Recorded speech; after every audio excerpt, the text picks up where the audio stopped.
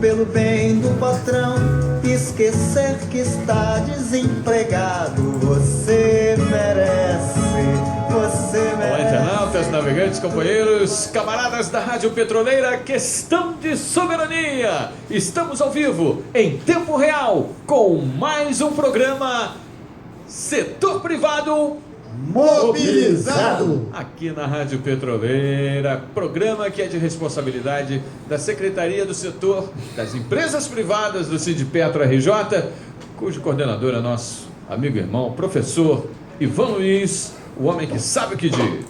Companheirada, respeitosa.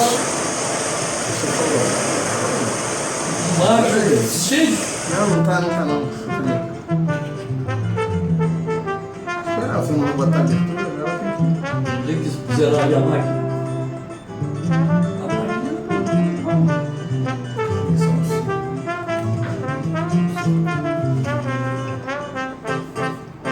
Nada me amedronta se estou nos braços de Iemanjá. Ela embala minha tristeza como criança ninar. É no balanço do universo, nas profundezas desse mar, que a tua presença corrente me leva a navegar. Quando aquela Companheirada, que fugia encontrou respeitosa E respeitada, a magia. nós estamos ouvindo um samba muito bonito e que tem a parceria do nosso assessor Moreno. Esse samba é muito bonito mesmo, e é uma homenagem a Iemanjá, a rainha do mar, que hoje está sendo aí reverenciada pelo nosso Brasil inteiro. Como a nossa vocação aqui agora é sempre passar a palavra, sempre vocacionado para a esquerda, nós vamos passar aqui ao nosso diretor Antônio dos Reis Furtado para suas considerações iniciais. É isso aí, companheiro. Boa noite, companheiro da mesa, né? Boa noite. Nós temos aqui vários informes para dar, inclusive, não só com referência à Assembleia que nós vamos participar amanhã, também a presença do RH da Chevron, pela parte da tarde, e no que diz respeito à situação no que tange ao triênio da refinaria de petróleo de Manguinhos. Muitos assuntos nós temos aqui e provavelmente aí durante o percurso do programa iremos falar e definir alguns posicionamentos. Companheiro Ivan. Companheiro Roberto Castro Ribeiro, sempre presente, prestigiando aqui o programa Setor Privado Mobilizado. Uma palavra. companheiros da mesa, boa noite, companheiros internautas que estão ouvindo mais um programa. E como eu venho falando, esse programa não só informa, como ele também é um programa educativo, né? Vamos dizer assim, porque o professor Ivan faz as suas pesquisas com antecedência, muito bem organizado, e é um prazer sempre estar participando desse programa, na medida do possível, colaborar com alguns informes. E dando continuidade então a essa abertura do programa, temos a ilustre presença do companheiro Arthur Ferrari, sempre colaborando muito para a nossa comunidade petroleira. Uma palavra, Arthur Ferrari. Abraço, grande professor Ivan. Legal. Presença aqui com muita honra aqui nesse programa aqui da Secretaria de Empresa Privada. E temos aí assuntos aí para serem tratados aí, que passaram e que vão acontecer amanhã, né? Isso. Então, dando continuidade à nossa série, que foi iniciada no dia 26 de janeiro, a série nós estamos abordando a Escola de Chicago e suas graves consequências na nossa avaliação. Hoje nós vamos falar sobre a Universidade de Chicago. A Escola de Chicago, então, se notabiliza por sua ampla gama de interesses, dedicando-se a estudos que vão da regulamentação ao casamento, da escravidão à demografia. O termo, aspas, Escola de Chicago, foi concebido na década de 1950 para se referir aos professores que lecionavam no Departamento de Economia da Universidade de Chicago, bem como em áreas acadêmicas relacionadas como a Escola Superior de Administração e a Faculdade de Direito. Reuniam-se frequentemente e promoviam acaloradas discussões que ajudaram a cristalizar uma opinião desse grupo de economistas acerca de assuntos econômicos baseada na teoria dos preços. Então, no próximo programa daremos continuidade. Nos assusta quando nós falamos que as suas graves consequências é porque a Escola de Chicago ela defende o mercado livre, né? E depois nós vamos fazer também um programa explicando o que vai ser mercado livre, né? E aí são uns detalhes importantíssimos. E hoje, então, nós estamos realizando o programa 186, que abrange o intervalo de 27 de janeiro a 2 de fevereiro de 2016. E esse é o nosso 4º programa do ano. E o próximo tema nosso é um esclarecimento à categoria sobre acordo, convenção, dissídio coletivo de trabalho também. E nós podemos afirmar o seguinte: acordo, convenção e dissídio coletivo de trabalho. O artigo 7º, no inciso 26 da Constituição Federal, estipula que são direito dos trabalhadores urbanos e rurais o reconhecimento das convenções e acordos coletivos de trabalho, né? E nós podemos falar sobre a importância do acordo coletivo de trabalho entre empregador e empregados. O ACT ele está disposto no parágrafo 1º do artigo 611 da CLT, que é a consolidação das leis do trabalho. É ato jurídico celebrado entre uma entidade sindical laboral de certa categoria profissional e uma ou mais empresas da correspondente categoria econômica, no qual se estabelecem regras, e essas regras são próprias na relação trabalhista existente entre a empresa e seus empregados. No nosso caso aqui, quando a empresa tem base territorial que abrange ao Sindipetro RJ, nós solicitamos sempre que envie para o sindicato o CNPJ, a ata da última reunião que elegeu a diretoria, ou que nomeou, a composição da diretoria na última ata, e o contrato social. Não é isso, Furtado? Para nós podermos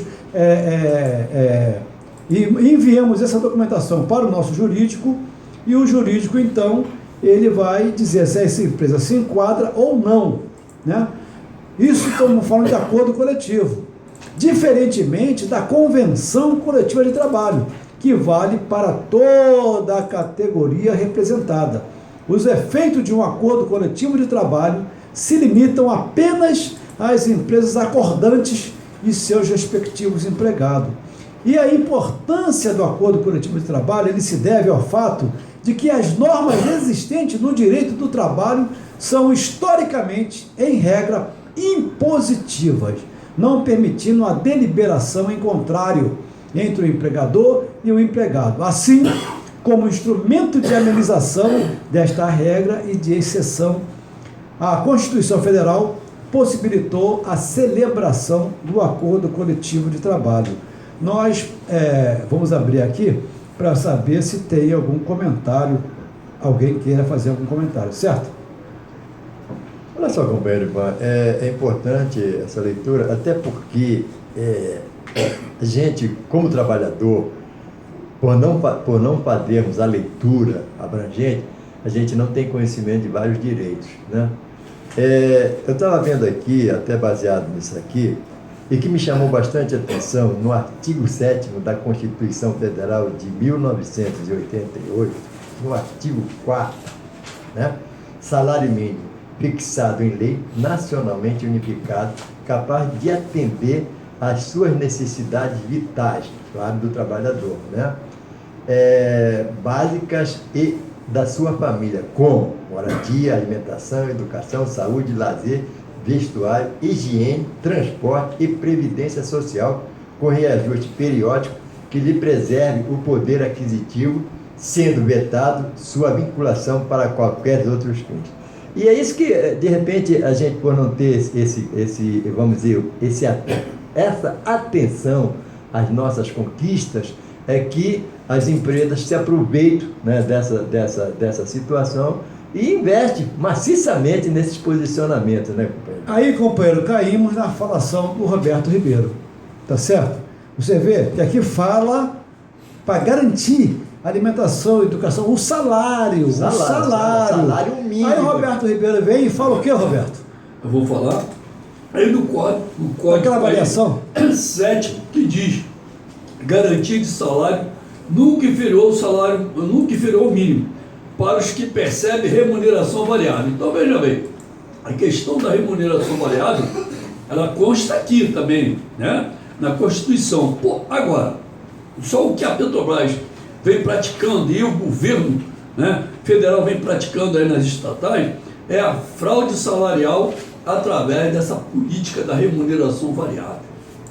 Em vez de dar ganho real do salário, dá lá bônus, níveis, enfim, inventa tal de RMNE, começa a inventar alguns itens para não dar de fato o ganho real do salário e não pratica como deveria praticar tal remuneração variável, que consta da Constituição. E por isso que o Arthur Ferrari deve ter ficado satisfeito por ter ganho 0 nesse acordo coletivo que nós fizemos, né, Arthur? Nós ganhamos 0 de correção, não foi isso? Pelo entendimento que você sempre está transmitindo aí para os companheiros, é que 0 é por quê? Porque você só repõe o que já foi passado de inflação, né? Então, você teve uma perda de poder aquisitivo durante um período, que é anual, quando você tem um reajuste em cima da inflação medida, né, que já temos aí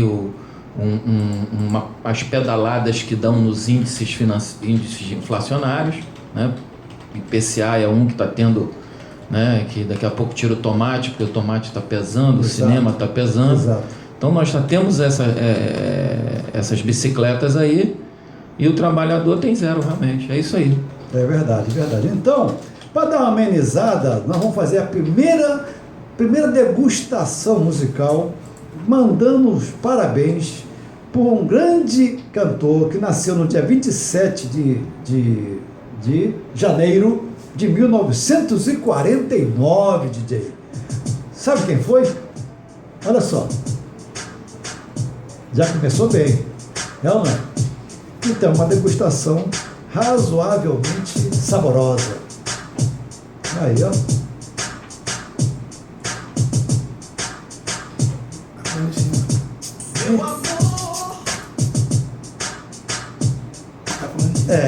Rapaz. Grande Djavan, tá certo? Djavan realmente foi fantástico. Agora, nós tivemos também, pode deixar até no fundo musical, nós tivemos um ato recente da nossa Suprema Corte, tivemos um ato recente que nós avaliamos aqui com a produção do programa como um ato altamente revolucionário, que foi a decisão para acabar com a democracia que eu batizei, né? Eu batizei a nossa democracia de democracia corsária. Por que corsária? Porque nós tivemos na nossa história os corsários e os piratas. Os corsários eram aqueles que podiam pilhar, né, os navios considerados inimigos e separavam a parte da rainha. E, sendo assim, era autorizado eles pilharem à vontade, desde que contribuísse com a sua parte para a rainha. E os piratas não colaboravam com a rainha, então, pau neles, tá certo? A nossa democracia, isso eles podiam fazer porque tinham a carta de Corso, né? E nosso voto, a democracia virou apenas o direito de votar, só isso. Por quê? Você votando, você legitima, você transforma o voto na carta de Corso. E você está autorizando ao teu representante o direito dele fazer o que ele quiser. Então, vêm as empresas, grandes corporações financiam os políticos, né? E nós damos a carta de Corso para ele. Quer dizer, eles podem fazer o que eles quiserem, roubarem à vontade, desde que separe a parte para os seus financiadores ou a parte para quem investiu na campanha pesada dele. Então eu digo que a nossa democracia é uma democracia corsariana. Mas aí vem o STF, a nossa Suprema Corte, e chega e acaba com essa farra. É isso que nós acreditamos. Supremo Tribunal Federal veta doação de dinheiro por empresas a partidos e a candidatos. Então, por 8 votos a 3, os ministros afirmaram que repasses financeiros de pessoas jurídicas violam princípios como a soberania popular e a isonomia dos candidatos. Isso é fundamental porque, teoricamente, os traidores da nação brasileira, eu vou repetir, que nação, segundo a sociologia, é fruto de sentimento, então eles não terão, segundo a nossa Suprema Corte, e se nós vermos algum candidato exagerando na campanha, nós podemos denunciar que é na hora, a providência do STF vai ser na hora, entendeu? Então ele decidiu por 8 votos a 3, quer dizer, ainda teve 3 votos, que isso tinha que ser unanimidade, né? Mas ainda teve 3 lá que... Então, que a doação eleitoral por empresas é institucional, não é isso? Isso por 8 votos a 3. Então o Supremo Tribunal Federal impôs uma significativa mudança no sistema de arrecadação de campanhas eleitorais e partidos políticos, ao considerar inconstitucional a possibilidade de empresas fazerem doações de dinheiro, embora o Congresso Nacional tenha concluído a votação de uma mini reforma política, garantindo que empresas pudessem doar a partidos até o limite de 20 milhões de reais. Quer dizer, o Congresso autorizou um limite de até 20 milhões de reais, como se 20 milhões de reais fosse nada, não é verdade? É como se não fosse nada 20 milhões de reais. Então, mas aí, infelizmente, o STF acabou com essa farra aí, e o corte considerou que repasses financeiros de pessoas jurídicas violam princípios como a soberania popular e a isonomia dos candidatos. Portanto, esse investimento, portanto, ele se tornou ilegal. Também daremos continuidade no próximo programa, porque é um tema extremamente polêmico, né? Não deveria ser, mas é. Esse foi um tema interessante. E como nós temos feito aqui várias séries de programas, né? Nós fizemos sobre o cartel do FED, estamos fazendo agora sobre a escola de Chicago, né? Isso. Fizemos também como a moeda se multiplica, como os bancos dominam o mundo. Nós também temos aqui, complementando o nosso programa, mais golpes, outro tema interessante, que são mais golpes do sistema da dívida. Mais golpes do sistema da dívida, né? Então, governadores de 10 estados reuniram-se em Brasília com o ministro da Fazenda a respeito da iminente regulamentação da lei que alterou o indexador das dívidas estaduais e municipais. E nós ouvimos diuturnamente que não existe mais indexação. E aqui nós estamos vendo que alterou o indexador. Então, existe indexação na economia, né? Enquanto a União é escorchada pelo serviço da dívida, olha só, em favor dos bancos transnacionais e rentistas, ela suga os entes federativos, desde a federalização das dívidas em 1997.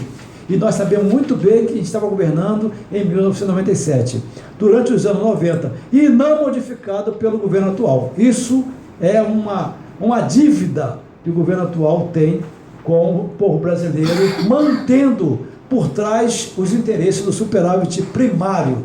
E agora estão querendo atingir também a nossa Petros. E por falar na Petros, nós vamos lançar um programa semanal sob a responsabilidade do nosso diretor Arthur Ferrari. E esse programa, Arthur, qual será o objetivo dele? Ivan, a gente está conversando aqui no sentido de abrir um programa chamado Por Dentro da Petros. Isso é um programa que vai estar com a participação de quem quer da categoria, esteja presente.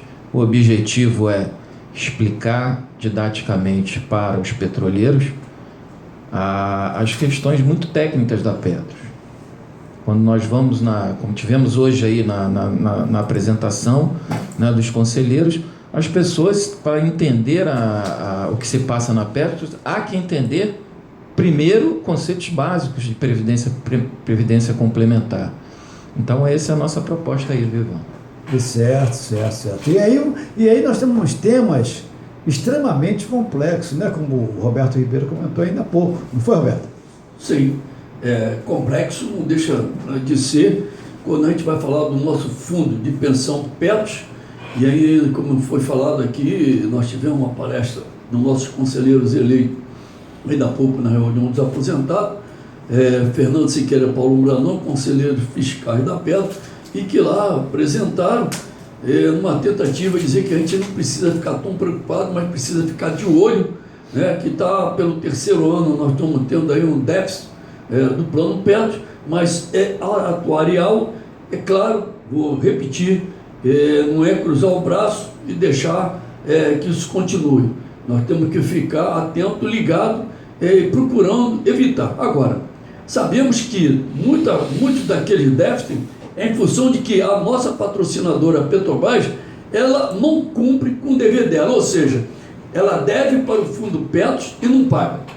Então, são alguns bilhões que, se a diretoria da Petros estivesse cobrando, com certeza não haveria aí o que está acontecendo, o que está deixando muita gente apavorada, dizendo que a Petros está com déficit. Então, vamos ficar de olho e vamos ver o que acontece. Mas por dentro da Petros vai esclarecer muito isso. No dia 30 de janeiro, vamos passar então para o nosso diretor Arthur Ferrari. Ivan, e eu acho que é importante fazer uma conexão desse tema também da Petros com a questão do sistema financeiro que você falou. Hoje, os governos nacionais, eles estão hoje devendo, porque é juros sobre juros. Estão devendo ao sistema bancário e não tem dinheiro para a saúde pública, não tem dinheiro para a educação pública, não tem dinheiro para o transporte público. Por quê? Porque o dinheiro que é arrecadado não só de impostos, mas como lucro de empresas estatais, né, taxas, né, e outros créditos que faz parte do orçamento do governo, quase 50% é para pagar a dívida ao sistema bancário. Então, o sistema bancário hoje captura 50% do orçamento da União, da Federação, né? Por isso que os bancos estão com esse lucro. Você pega todo o sistema bancário aí, são todos lucrativos. Todos eles têm lucros, e não é só lucro do ano passado. Então está aqui, ó, teu texto aqui, ó, lucro do Itaú, do Unibanco, né, do Bradesco, do Banco do Brasil. Todos esses bancos recebem, porque, como eu estou fazendo o curso agora de auditoria cidadã da dívida pública, estou aprendendo várias coisas ali, e uma delas é que toda essa intermediação de compra e venda de títulos é feita obrigatoriamente pelo sistema bancário. Rapaz, o acordo do clima, né, que aconteceu lá na Suíça, o acordo do clima foi negociado com quem? Com a Fundação Rockefeller. Tudo está nas mãos deles. O deputado pediu a palavra. Não, olha só, companheiros, com referência a esse novo programa aí, que vai ter uma dinâmica bem forte, e vai ser comandado pelo nosso companheiro Arthur, e, evidentemente, o que me chama bastante a atenção, e o próprio companheiro Roberto, de repente, participa desses nossos atos, é que de todas as formas possíveis eles estão atacando os fundos previdenciários. Né? De todas as formas. O foco é esse. O foco são os fundos previdenciários. Você vê da Caixa Econômica, do Banco do Brasil, dos Correios, né? Fora toda a situação que existe com referência ao mal falado uso das coisas. Né? As pessoas que poderiam ser responsáveis, acontece usar equivocadamente, para não dizer outro nome. Então, de uma certa forma, esse programa ele vai ter uma dinâmica direta, à medida que, em trazendo técnicos, viu Arthur? Trazendo técnico para explicar objetivamente, né? Não com dados assim que faça na cabeça do aposentado vai continuar mais problemas do que ele já tem. E companheiro Roberto, o déficit é técnico, segundo a gente escutou lá. E você mesmo falou, porque a patrocinadora deve aí um montante de dinheiro que, se tivesse repassado para o fundo Petro, não haveria esse problema. Mas é um déficit técnico que amanhã, com certeza, vai se transformar num déficit real, né? E aí, como disse o grande poeta Celso Caputo, uma frase só, nós vamos se lamentar. Não vai ter aquele problema do cara ir em direção ao farol que está iluminando, vai atropelar o farol, vai afundar, porque vai acontecer. Essa é a realidade. E eles, de todas as formas possíveis, estão querendo não só questionar o fundo, principalmente o nosso INSS. Dessa forma, eles vão se juntar e com certeza vão nos atacar. Um paraíso para o sistema financeiro do nosso Brasil. O Itaú Unibanco anunciou, dia 3 de fevereiro agora, um lucro líquido de 5 bilhões e meio, né? No quarto trimestre de 2014, montante 18,8 maior do que o registrado no mesmo intervalo do ano anterior, de 4 bilhões e 600. Em relação ao terceiro trimestre, quando a cifra foi de 5 bilhões e meio, quase, foi identificada elevação de 2,1%. No ano passado, o lucro do Itaú chegou a 20 bilhões e 200, 29% superior aos 15 bilhões e 700 visto em 2013. O lucro líquido dele chegou de 5 bilhões e meio, que veio em linha com a projeção de analista do mercado, que apontava para a cifra de 5 bilhões e 300. A cifra registrada ficou 2,5% acima da projetada. Então, nós temos que ver o seguinte, só tem dinheiro para banco. Aí vem aquela pergunta, o que é que banco produz para ganhar tanto dinheiro? Sabe qual é a resposta? Ele produz desemprego, produz miséria, produz violência, produz só o que não presta para ganhar esse dinheirão todo, que no próximo programa também vamos dar mais informações sobre esse tema, tá certo? É isso aí, companheiro Ivan. E até falando sobre isso aí, e falando agora com referência a trabalhador, né, de uma certa forma, nós amanhã 11 horas estaremos na sede da Repsol, Sinopec, Brasil. Sinopec, e como vai Brasil, ter né? um esclarecimento específico sobre a Petros, o nosso especialista Arthur Ferrari também estará presente para qualquer dúvida, qualquer insinuação, qualquer direcionamento contra o trabalhador. O Arthur vai estar lá para chamar para a realidade dos fatos. No dia 30 de janeiro, que foi o dia que mataram, o dia que um fanático matou o Mahatma Gandhi, nós fizemos um programa especial aqui na Rádio Petroleira, dedicado ao Mahatma Gandhi, como todo ano nós fazemos, né? E no dia 1º, nós tivemos o resultado da eleição do Conselho de Administração da Petrobras e Transpetro, do qual eu fui candidato na chapa com a da Edson, lá do litoral paulista, e ficamos em terceiro lugar. Surpreendentemente, apareceu uma cidadã que ficou no segundo lugar, que ninguém imaginava que aquela cidadã ela estivesse disputando essa eleição. E, para nossa surpresa, de repente um milagre aconteceu, né?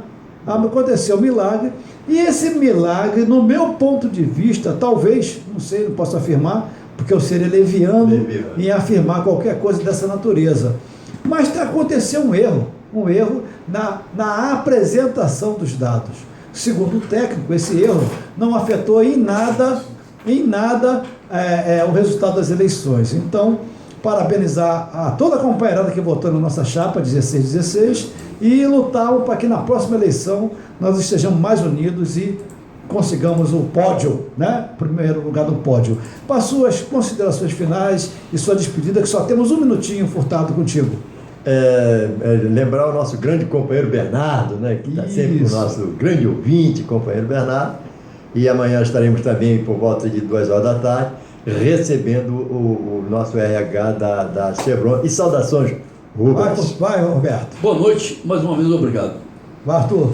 Boa noite aí a esse programa e estaremos aqui juntos para fazer esse trabalho aí. Eu acho que tem que fazer um trabalho de ligar essa questão das dificuldades financeiras da Petros com a questão do funcionamento bancário hoje, que é um capitalismo hoje financeiro que é muito pior e muito mais cruel ao trabalhador do que o capitalismo industrial. Devastador. Devastador. Esse é Até a próxima terça-feira, se Deus quiser. Sendo assim, estamos chegando ao final de mais um programa Setor Privado Mobilizado. aqui na Rádio Petroleira. Questão de soberania. Sonato Candal com apoio técnico do Castelinho DJ. Estaremos de volta na próxima terça-feira a partir das 19h30. Aqui música, informação e prestação de serviços. Muito obrigado pela sua audiência e até o próximo programa. Até lá. Rádio Petroleira, a voz do Sindipetro RJ. Apresentou programa Setor Privado Mobilizado. Você deve rezar pelo bem do patrão, esquecer que está desempregado. Você